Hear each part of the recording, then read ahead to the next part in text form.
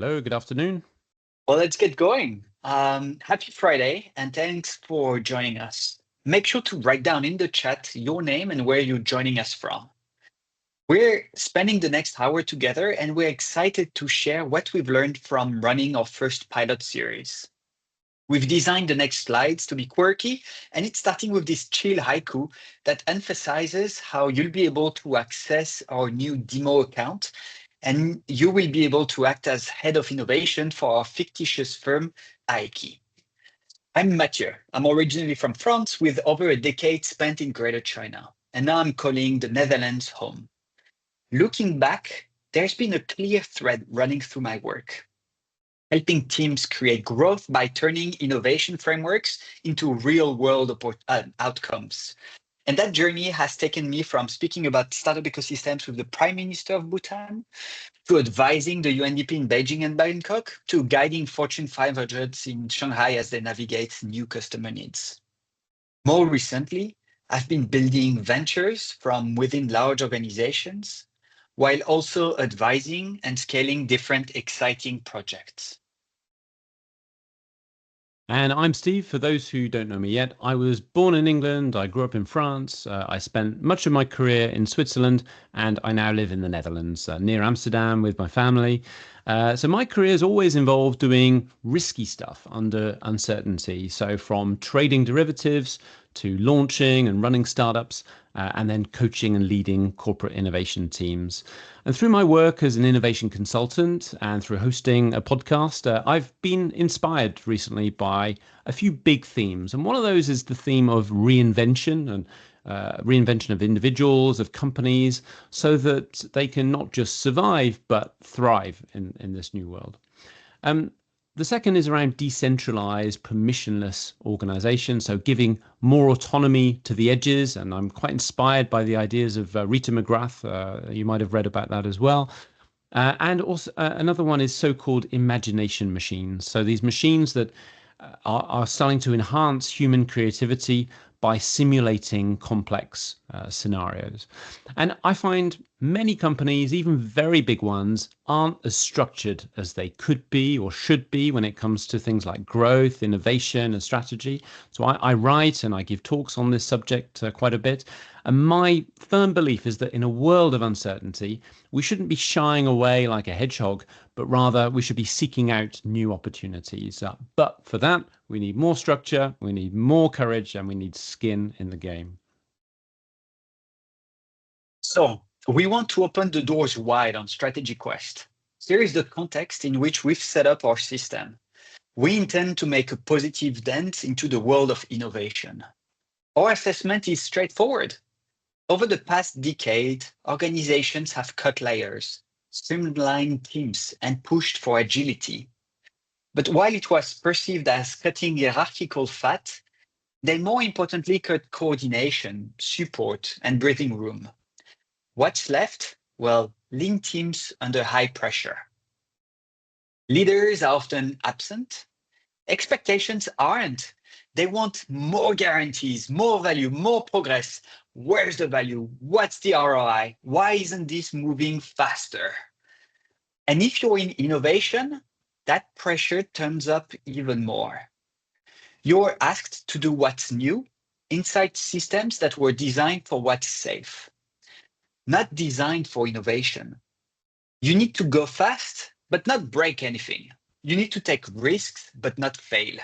You need to create impact, but stay invisible while doing it. After years in innovation and transformation work, one thing kept bugging me. Everyone talked strategy. Very few could actually live it. We'd run workshops, create bold roadmaps, align the right stakeholders. But when pressure hit, when budgets tightened, politics flared, and trade-offs got real, those strategies, they crumbled. So Steve and I asked ourselves, what if people could practice strategy the way pilots train in simulators? And that's where Strategy Quest began. We built a fictional but dangerously realistic company with internal politics, budget fights, executive stakeholders, market shifting. Teams don't just design strategy, they live it. They face consequences, compromise, and sometimes, well, they fail. That's the point. We see strategy as a muscle that you have to exercise, and strategy quest is how you train it. So thank you for joining us today. And as promised, we're pulling back the curtain on Strategy Quest. We're not in stealth mode like a lot of startups, right? We practice what we preach. We want to expose Strategy Quest to professionals like you so that you can experience it and tell us what works and what doesn't work. And so what we've built in our pilot series so far is without doubt fun and challenging. But it's thanks to your feedback that we can ensure that as we continue to develop the Strategy Quest product, it is above all valuable and valuable for what you want to achieve in your career, in your organization. So you might have heard of IKEA, right? So we created a fictional version of IKEA, which we called simply Aiki. You may have seen what we did there, right? This company, Aiki, is at the center of our pilot series, and the simulation covers the period from 2025 to 2029. So it starts in the present and it moves into the future one round at a time.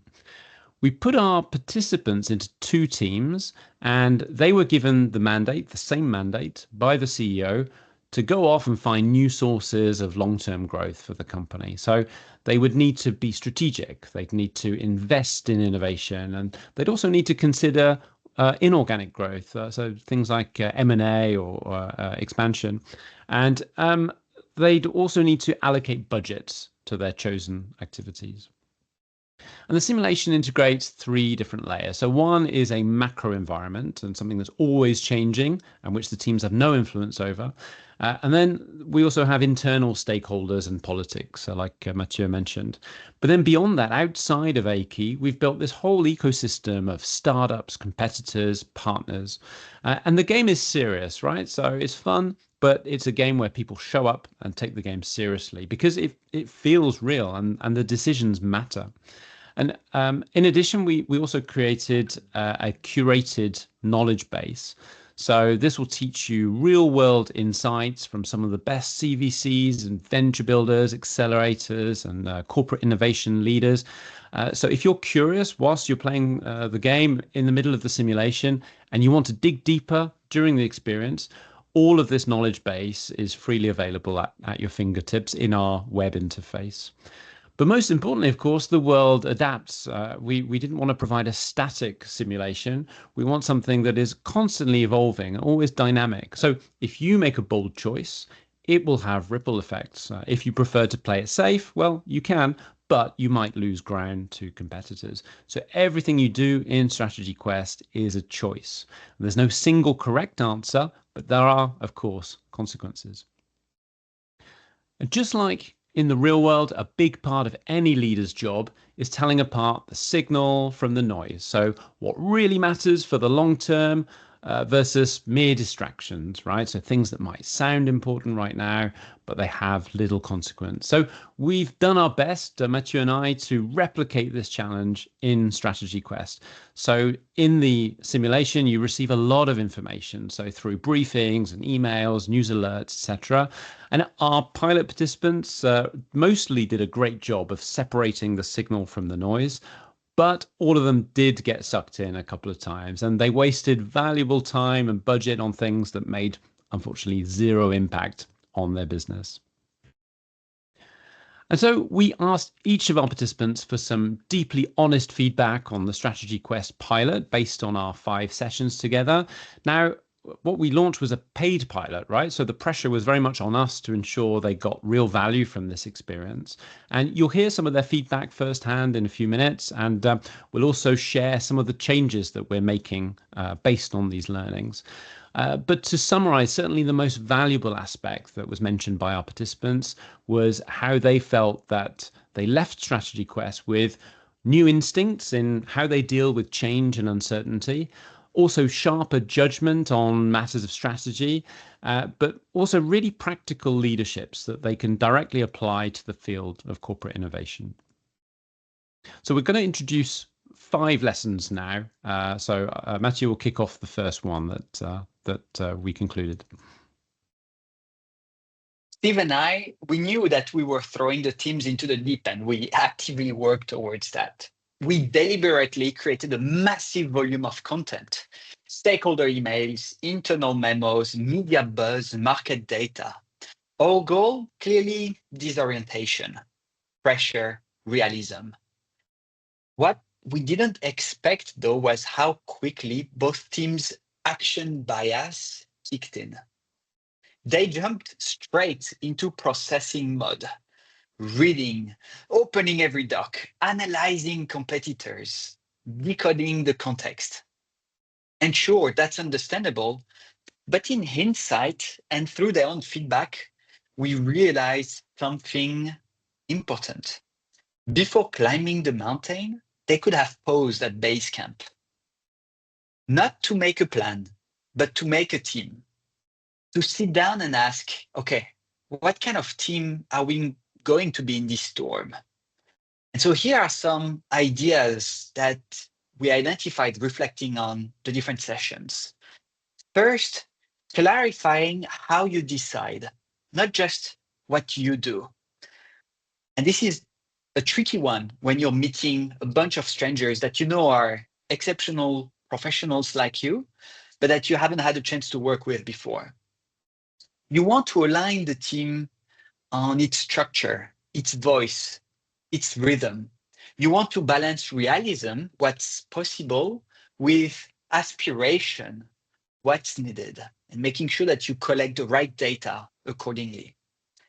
And what we've noticed to be fundamental is not just dividing tasks, but developing the understanding, the shared belief that the person on the other side of the screen is actually trustworthy and accountable and will make the best decisions required for the entire team. So that was the first lesson. Now, as we move to the next point, I want to emphasize how we built a truly complex business ecosystem around iKey. It has over 100 AI agents. Think of, internal stakeholders with your CFO, your VP of warehousing and logistics. It has competitors from the big box retailers to the up and coming startups coming from fun parts of the world. You have your suppliers, you have your business partners and service providers like private equity firms, CVC and legal firms, and you have ecosystem players, media, banks, regulators, government bodies, NGOs. We've tried to cast a wide net, and we made sure that each agent have their own and specific interests and incentives, character and biases. And by the way, these evolve over time as well. And they interact with the teams and their decisions. Now, with an ecosystem so vast, how do you get moving? Well, in both teams, we saw a familiar but subtle blocker. And it was not just information overload, but we've noticed social hesitation. Participants weren't just asking, what should we do? They were quietly wondering, okay, who's in my team? Will they actually have my back? How do I position myself? And that's how decision paralysis crept in. It wasn't analysis that froze the team. It was politeness or, something along those lines. A fear of stepping on toes, a hesitance to challenge. And what broke the stalemate? Well, in both teams, someone stepped forward to challenge the group, not aggressively, but constructively. They pushed the team to find a position, to pick a direction, to move forward. And what's funny is when we reflected on these moments in our debrief sessions, these creative challengers, they didn't even realize that that's what they were doing. They weren't the loudest, but they unlocked progress by naming trade-offs, simplifying options, and nudging the team forward. This is kind of our learning B. If you're designing your next team or project squad, here's a tip. Don't wait for a challenger to emerge by accident. Try to state that it's happening and try rotating the role. Develop the muscle because every team needs someone to say at some point, okay, let's stop debating and start testing. And so here are some ideas that we've collected from the different sessions we had. Challenge ideas, not egos, right? No one likes a strategy gladiator. We're not in it to fight with each other, right? We're after a common shared purpose. Say the thing that everyone's circling around, even if it's awkward. And we found that it was valuable, especially when it is awkward. If the teams is spinning, well, name the spin. We had a moment where someone was saying, feels like we're looping. What do we actually need that helped the group move forward? What we've noticed also is when those creative challengers speak last, if they usually speak first, or vice versa. The idea is to take a different stand and spot in the team. But what's critical is to rotate the sword. It's not always your job. You don't always need to be out in the open, but it has to be someone's. Mhm. So on to lesson C, but let me first introduce our concept of what we call strategic levers. So a strategic lever is like a control inside the cockpit of a plane, and every time you pull on a lever, it guides your company's entire flight path in a certain way. But also, of course, not pulling a lever is a choice, and we wanted to replicate this in Strategy Quest. So over the course of 5 rounds, which represented 5 years into the future, we gave the teams not one, not two, but 11 strategic levers to experiment with, of course, in their search for new growth. So a lever is a powerful choice that you make to direct your company's direction, trajectory. And this is true, by the way, in Strategy Quest, just like in the real world. And instead of making dozens of small tweaks in all directions, you really want to focus on a few key controls that are going to deliver the biggest impact for your company. So big choices, right? But the sessions we ran were only 2 hours each, so the time pressure was absolutely intense, as you can imagine. It was clearly a huge challenge for the teams to first get familiar with the levers, and second, agree on which ones to pull or not to pull, and then well, also why they were doing this, and then finally, on that basis, to reach a decision in less than 2 hours. And every single one of our participants told us afterwards they would have liked to receive more feedback, so more frequently, more immediate feedback on things like how are they doing, are they making the right choices, how might they approach things differently. And I think in retrospect, this is a big learning for me and Mathieu that this is something that we hadn't considered enough when we were designing the game. And our lesson overall is that when it comes to capability building, feedback really is everything. So we want lots of it. We want to do it frequently. We want to make it specific, actionable, and we want to be able to offer very granular feedback. So based on this learning, we've now introduced 2 new features to Strategy Quest, which thankfully we were able to roll out just in time for the final round of our pilot. Kind of strapped together, but it did the trick. The first one is this character called Quinta Consigliera. So she is an AI agent and she represents a former company executive. So we assume that she knows everything about the business, its leadership, etc.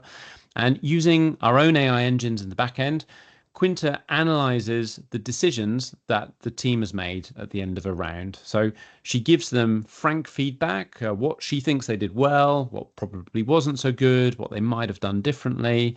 Now, she doesn't have a crystal ball, right? She can't see the future, but she can give the team almost real-time feedback on the work that they just completed in that round. So then we move on to the next round, and Quinta returns. Yeah, it's not quite yet, Mathieu. So in the next round, she'll return to make sense of how the team's decisions have impacted hundreds of things. So whether it's competitor reactions, the composition of your innovation portfolio, behaviors of the internal stakeholders. So really making sense of of what the team is having to digest, so they can better understand the consequences of their decisions.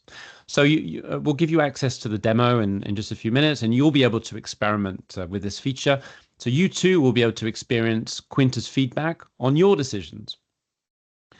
And then the second thing that we added was, in fact, almost an afterthought. We hadn't really given it much consideration in the beginning. We recorded each of the 5 rounds. So across 2 teams, we had not far off 20 hours of recording. So just imagine in the olden days, if Mathieu and I had to go through these 20 hours minute by minute. Obviously, that was never going to happen. But instead, we put the transcripts of these calls into our so-called feedback machine. And then with some careful prompting, Mathieu and I both have quite some experience in coaching humans and human teams. So we were able to produce a personal report that was deeply insightful, but also tailored to each of the participants. And we found that this report was very well received by each of our participants. It certainly picked up on some strengths that they recognize in themselves, but it also picked up on new ones that they maybe weren't so familiar with, and how they interact in a team. And we also used this report to encourage them. So by giving them specific ideas as to how they might stretch themselves and grow as leaders in innovation.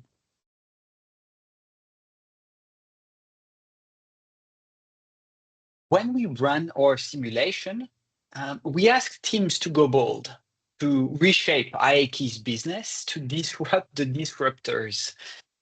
What we saw was interestingly more subtle and in many ways more telling. First, teams couldn't really create radical momentum alone. Without quickly activating external networks, so those suppliers, partners, startup ecosystem that were available, change felt a little slow. And it was a clear reminder that innovation can't happen in isolation. Second, well, the world didn't end.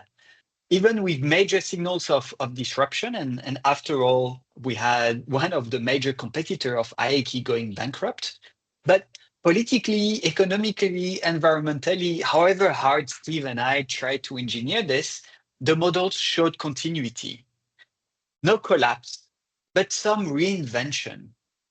For example, one of the up and coming startups explored a new business model with token as a mean of exchanging value between people that want to get a new furniture, don't receive the entire kit, but instead rely on local maker community to get the outcome that they are expecting. Teams lean toward joining what's already working, even when IKE had its own portfolio of startups. So in that case of a newcomer rising sharply, we've seen occasions when the team decided to partner rather than look inward into their existing portfolio of startup and maybe identify a champion that they would double down. And that got Steve and I to think that maybe we were hinting at a bias. We trust the momentum of outsiders more than the potential of our own. And that gave us a lot to debrief on. And then finally, stakeholder management was way harder than expected. And we envisioned ways where this could be taken care of and almost automated. Because if you've worked with large companies in innovation projects, you know how stakeholder management can definitely take in most of your time and energy. But even with governance structures in place, teams just struggle to align, to persuade, to manage politics. And we've seen cases where it took the final round for difficult stakeholder to align with the direction that was taken. What was also fascinating was seeing how, in a twist of event, the CEO left the organization promptly, and how that shuffled a lot of the cards. That frankly gave us a lot to think about along the way. And I'd love to hear your thoughts too, to be frank, because while these are generated by models, I think they do reveal quite a bit about what's happening out there. Now, we want to insist that there won't be two identical futures, right? Our models also base themselves on the answers of the team. So what will happen next time? We don't really know. It's hard to tell, but it's really fun to think about it, at least as an experiment. From the start, we encouraged participants to use AI tools. ChatGPT, Claude, Notebook LM, you name it. We didn't make it hard. We actually expected it. That's also partially why we wanted to create an overwhelming amount of information. We wanted to see if participants were able to identify the golden nuggets. Some participants use these tools heavily. They dropped entire stakeholder context into Claude, and they got deliverables in on time, very often thanks to that help. Because 2 hours sound like a lot, but when you're a group of 4 to 5 people, it can be very quick. Here's what's interesting though. We've noticed that AI was mostly used in silos, and that's not at all because of our participants. But we've noticed that one person might use it extensively, but couldn't always share the output or the process. Others sometimes didn't have access to it altogether. That created a bit of an unspoken imbalance. We also noticed the limits of current tools. For example, I myself rely on Miro quite a lot. And it's great for visual collaboration, but we've noticed in practice it's not built for AI verbosity. And brainstorming often stayed within our participants, even when AI could have helped, we are guessing, pushed further the thinking. And this hints at what we guess is only a temporary deeper truth. We're still in the early stages of figuring out how to use AI as a team. The tools, they feel like they're out there and they exist, but shared practice, nah, not so much. So we know that 6 months in the AI world is forever. So I'm really curious and excited to see how what we're putting together is going to evolve over the next Quest series. Now, I would love to invite Harry, if Harry's around. Harry, if you can please unmute yourself and maybe share how did you find the experience of working as a team and incorporating your own AI tools into startup strategy Quest? Yeah, thank you, Steve and Mathieu, for inviting me to share my experience. Yeah, not only did I truly enjoy to play the game, but we became a fan of IKEA ourselves. So as you can see behind me, we have some boxes that we that we bought. But no, yeah, for me, Strategy Quest was both fun and full of learning.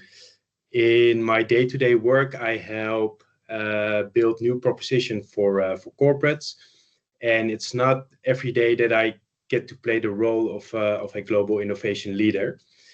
And it was refreshing to step into a different role that I'm used to, and to experience firsthand the dynamics and trade-offs that come with a strategic decision making at this level.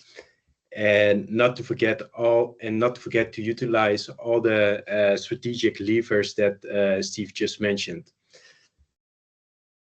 One thing that I really appreciated was how each session challenged us with an overload of information. So as a team, we had to quickly cut through all the noise and spot what was really what really mattered for that session. And for me personally, it was a great opportunity to rely even more heavily on AI to filter, structure, and synthesize all the information and thoughts that we had as a team. Yeah, since we work in a pressure cooker environment with team members that have different experiences, I found it quite challenging to navigate through some of the key moments. And the feedback that I received from Mathieu about how to make good decisions under pressure, that really helped me, and therefore the team really out. So since I participated in Strategy Quest, I find myself looking more broadly at my own role, not just only as a builder, but also as someone who is influencing the direction and alignment of innovation and in making decisions. And the personal feedback that I received afterwards was spot on, and it gave me useful insights in how I behave and act during the sessions, and quite frankly, how I contribute at work more generally. So I truly enjoyed playing this game, and it was more than a fun experience to me. Mm-hmm. Thank you for sharing, Harry. So to wrap up the AI tools, what I've mentioned for the teams was definitely applicable to Steve and I in how we shaped Strategy Quest. We sometimes did the same, often needing to check that we were both looking at the same things to make sure that the outcome was relevant. I think the mic to Steve to wrap up our 5 lessons and move us to the next. Yeah. So just to wrap those up, thanks Harry for sharing your impressions. Yeah, thanks Harry for participating. I think we've also got Nicholas Morgan who recently joined us. Are you there, Nicholas?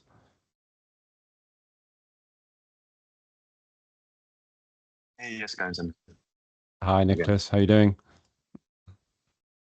So, just going back to very good, thanks. Just going back to the first lesson here about not just starting the work, but also starting the team. How did it work for you? What was your experience in working with a team of complete strangers, but also ensuring that you met these very tight milestones? How did that work for you? I think the main lesson I took from this is a lesson that Mathieu actually briefed us upon in a video afterwards, as well as how to make decisions under high pressure, but also how to navigate. And I think that's something you'll all experience in your own way. What are the triggers? What is my personality when I have to navigate complexity under high pressure with people I've never met before? And I think that was, for me, the best insight that I received in the first session, and maybe even the most valuable of all sessions, that there are triggers where I am making assumptions. I am trying to understand why people say certain aspects, why they go in certain directions that I would not even consider at this phase, whilst I continuously feel we have to be wary of time and make sure we go to that place. And that's, again, my perception, fighting with other people's perceptions. So I think what would really help me is understand my own pitfalls. And I would therefore really push everybody to go into this well prepared with the content that's given to you, so that you're at an equal playing field. But after that, also naturally try to do your best to get to the end goal of the session, because that's how you would learn the most out of these sessions. And for me, the main learning was to really try to take in other people's perception and to not allow my own direction to continuously push myself to feel more pressure, but try to continuously navigate between what do I think I want to put on the table, as well as how can we agree with other people's opinion and then move on. So it's continuously balancing these two equations.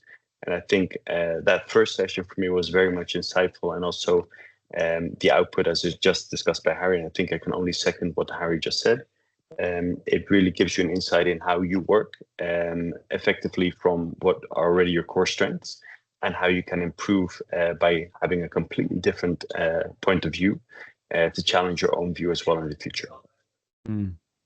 Yeah, we definitely saw that. And certainly a fear that Mathieu and I had when starting it out is that we would give people too much homework, too much preparation at the beginning. We really had this idea of a lightweight start where no preparation would be needed. But you pushed back at us on that, Nicholas, and in the feedback you shared with us before, and said, well, no, actually, professionals who take this seriously should accept a certain amount of preparation work. So we're going to see how we can bring that in, maybe more of the videos, because they were quite well received, the video content to get people prepared. So we'll do our best to try and balance the lightweight element so that we're not expecting people to do weeks and weeks of preparation. But at the same time, I think, like you said, Nicholas, a certain amount is perfectly reasonable to begin with. So yeah, thanks a lot, Nicholas, for sharing your feedback. And I believe we've also got Roman with us this afternoon. Are you there, Roman? Yes, indeed, I am. Hi, Hey, everyone. Roman. How are you doing? Pretty good, thanks. How are you? Yeah, very good. Yeah, great to see you again. And I just wanted to ask you about this third lesson where we concluded that the feedback was so important. But maybe before talking about feedback, I'm curious how the experience was for you around all these levers, right? Because this was definitely a new introduction that we made in this game. And for a lot of people, I don't think any of the participants were familiar with all 11 of them, right? That would have been a bit much to expect. What was your experience of playing with these different levers, experimenting with them, learning from them? How did that go? Well, I think in general, overall, it was incredibly fun and genuinely challenging. And when it comes to strategic levers, I think it was super informative. It was a really interesting learning experience, a really rich one. So I got to work with levers that I wasn't really that intimately familiar with, like, open innovation and sort of corporate venture capital, things like that, and getting to see the ups and downs of them and when they might be most appropriate and when they might not be as appropriate, as we found out in the last session and some of the decisions we made.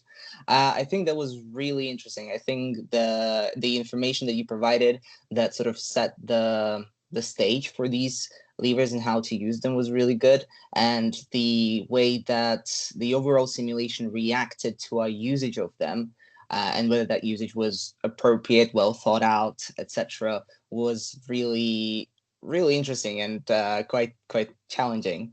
So yeah, levers were really cool, and I think one of the cooler parts of the simulation and a great way to stretch your imagination in terms of what is possible and what you can do with it. Yeah.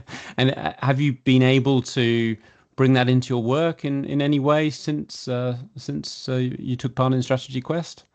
Yes, in some ways. I mean, I am now more open to sort of exploring different ways of doing things.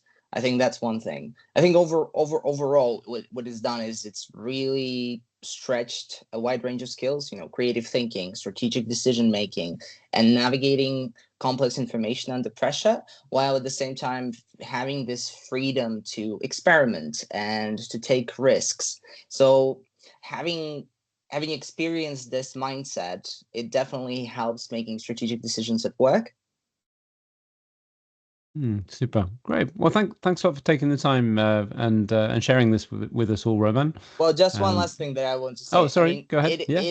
it is genuinely a hugely rewarding experience that I'd recommend to anyone looking to stretch their strategic muscles. I think Steve and Matthew are onto something here, and I'm excited to see where you guys take it next. So thank you. Super. Thanks a lot, Roman. Yeah.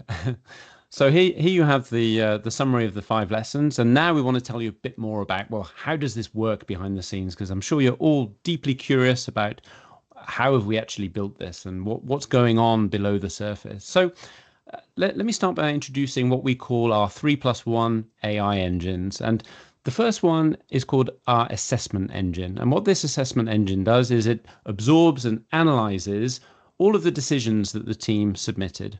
So whatever they may have said or discussed during the round doesn't matter at all. So this engine is only looking at what gets submitted, so through our web interface. And by the way, this is the one you'll get a link to, so you can play with that yourselves. What this engine is looking for is logic and coherence, consistency with the mandate that you were given. It's measuring things like your risk appetite and checking the budgets that you allocated to different things. So, for example, let's say you pulled the lever of CVC, corporate venture capital. Did you allocate sufficient budget to it? And are you relying on the right kind of external expertise? Have you built the right internal expertise and the right internal connections to make it work? So all of these things matter to the assessment engine. Then the second one is what we call our simulation engine. And this is the one that creates the future. So it's generating the next round, if you like. So as we move from one round to the next, this engine is generating first external events, so things that are completely outside of the team's control. So it might be big changes in the world, disruptions to world trade, for example, new regulations coming out. but it's then also using the output of the assessment engine to determine the new state of your business, right? So this is very much the consequence of your team's decisions. So to go back to the previous example, if you launched a CVC unit in 2025, the simulation engine will generate a CVC portfolio for you in the year 2026. And then the third one is what we call our valuation engine. So this engine is there to assign financial values to all of the projects in your portfolio. So for example, it might tell you that in 2027, the CVC portfolio that you've generated is now valued at 60 million euros, right? So we won't go into the mechanics of that because it's quite complex right now. But the value that you get from this is that you learn which of your decisions, which investments have truly contributed towards your ROI. And then, so 3+1, we have a fourth one, which runs in parallel, right? So this feedback engine, as we call it, it's not linked to the progress of the simulation, right? So it operates separately. This is simply the engine that analyzes the transcripts of the sessions. So like I mentioned earlier about generating the individual feedback reports. So this is the engine that creates those outcomes with our prompting. So those are the four engines that you see behind the scenes. Obviously, to make Strategy Quest possible, even just at a pilot level, we've been relying on a fairly broad stack of tools. You can see them here. The top row is what we've used in our pilot series. And then for our upcoming new series in months to come, we're going to be needing additional tools. So we've already started working with these extra tools so to be able to provide new features and make the experience even more engaging and real time. And so what's coming next? Well, we have three different approaches. So we've got three ways of offering Strategy Quest going forward. The first one, the most simple one, is what we're calling our Quest series. So we intend to run this probably twice a year. And this would be set inside AIKI, so the environment that we showed you now, the one that we've used in our pilot. And this is perfect for individuals who'd like to try out Strategy Quest, but also for small teams. So you could join this with your own team or gather a group of friends and take part in the AIKI simulation. And the second one is what we call our vertical series. So this is very much focused on a specific industry or a specific theme. So it could be fintech or hospitality or transport or AI. And these would be very much tailored challenges, and we'd rely for that on input from the sponsors. So to decide on some of the parameters of the simulation, and of course there'd be very different tensions each time. And this would be open to individuals or teams, right? So again, you could bring your team along to take part in that. And then finally, a bigger enterprise series. This would be a fully customized setup. So if you're a large company and you want to more privately test or train and align your teams in a simulated environment, then you could do this within the confines of your own company. So you can choose the format that fits your ambition. Maybe just a few words on what's coming up next.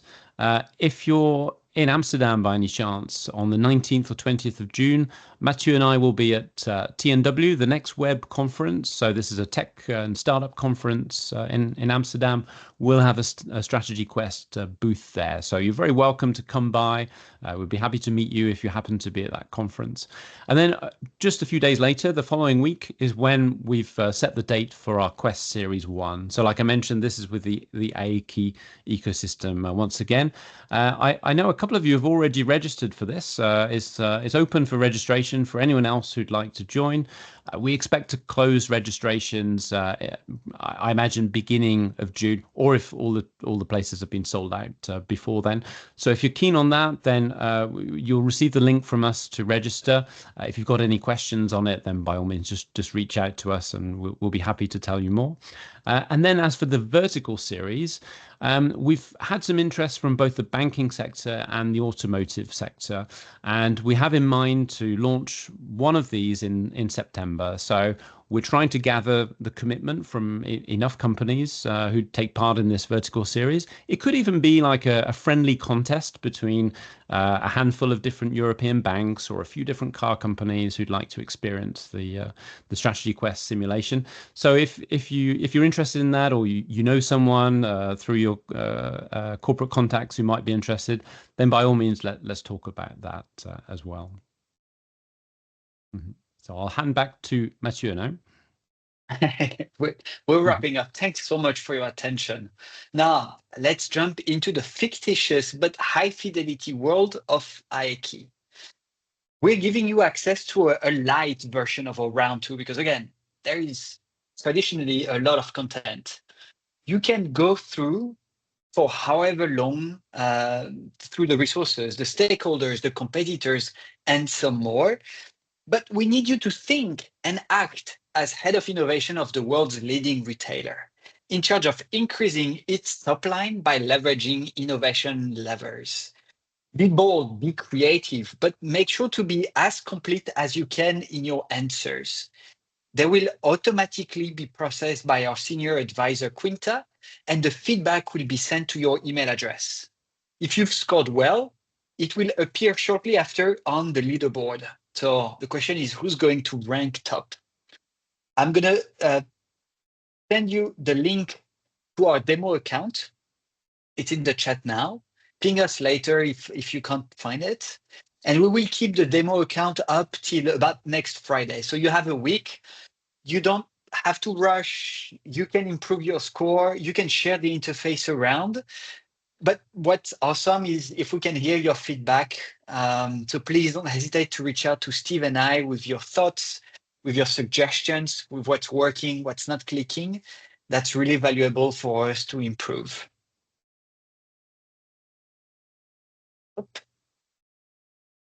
So, Steve, do you want to say the final words? So this broadly concludes our presentation today and what we wanted to share about our learnings and what's coming next. Maybe before we sign off, are there any questions already? So I haven't seen any in the chat, but if anyone would like to drop one in the chat or come on mic, by all means, you're very welcome to. Yeah, I love the insights about building the team before climbing the mountain. I was wondering what practical tools or rituals do you now recommend to help new teams quickly define their decision-making rhythm or their trust baseline? Yeah, Ahmad, thank you so much for joining. So what we've noticed could have helped the team was to sit down and first introduce themselves, but not necessarily as per their background, but say what they feel they want to experience and almost spearhead each. And then stepping back, looking at the team and each of the desires, how can we then divide and conquer and prioritize the activities that we want to pursue? So step one, make sure that you introduce yourself, but rather than going through, your entire career and taking 20 minutes to talk about your achievement, what is it that you want to get out of, something like Strategy Quest? The second one is, okay, here are the objectives. Here is everything that we have access to. How can we divide and conquer? And the third one is, let's give ourselves the mandate to trust each other, meaning that if I'm talking about your domain, you're the one who's going to make the final call. It doesn't mean that I can't challenge you, but if we are 50-50, you're the one making the final decision. And we assume that this is a great way to move forward in the short time pressure that we have. We're creating a video around it that we'll be sharing to the participants for the Quest 1, and I can report back to you if it worked, because this is obviously very much an experiment. If I can add to that as well, what I found really fascinating with the different participants, so in our feedback sessions with them afterwards, they were very open and really wanted to push themselves and hopefully and get the best outcome possible. And obviously, this is the environment in which you can do that. So it's one that they push themselves, but then a completely different style that a couple of others mentioned is that they just wanted to experiment with doing things that they normally wouldn't do, and that meant on almost taking on a new character and being very experimental with it. So not looking to win, not looking to get the best outcome, but tweaking, playing around, really with that mindset of experimentation. And I think that goes to show that there isn't one way to play this. And that was something that I wasn't really expecting, but I was glad to see that there were these different approaches. So I think being upfront about that within the team can also be quite good, because if you've got someone who's a winner at all costs in the team versus someone who's an experimenter, then, well, it's good to be aware of that from the start. That's very helpful. Thank you. Yeah. Thanks for your question, Hamad. Any other questions?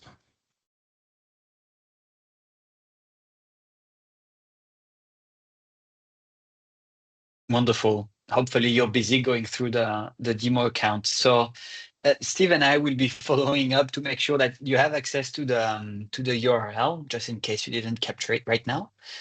And do make sure to submit one of your deliverable. I'm very much curious to see what kind of answers or line of thinking you'll have towards IKEA. Steve, final few words. Well, I just want to thank you for your time today. Thanks for joining. We appreciate your interest, your curiosity, and especially to the participants who joined to share their feedback as well. So, well, we'll wish you a great weekend, and we look forward to connecting with you again very soon.